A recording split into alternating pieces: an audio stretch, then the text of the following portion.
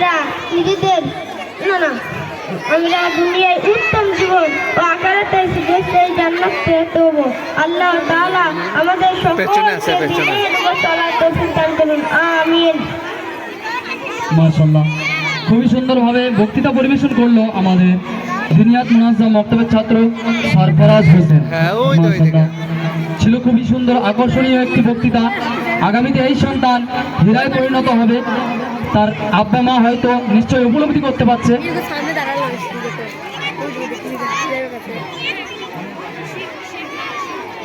তো বাপ মা দিয়েছিল একদিন এই সন্তানকে মাটির সন্তান, আজ তারা এখানে এই সন্তানকে ফেরত পেল হীরা রূপে, যার চমক আমরা সমস্ত দর্শক মণ্ডলী উপলব্ধি করলাম।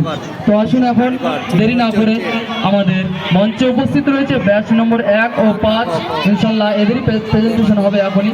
তার আগে আমরা সকলেই একটি নাচ শুনবো একসাথে। এরা পরিবেশন করবে যেভাবে ক্লাস এরা পরিবেশন করে। চলো ময়নারা আগে সকলেই একসাথে সালাম দাও দেখি।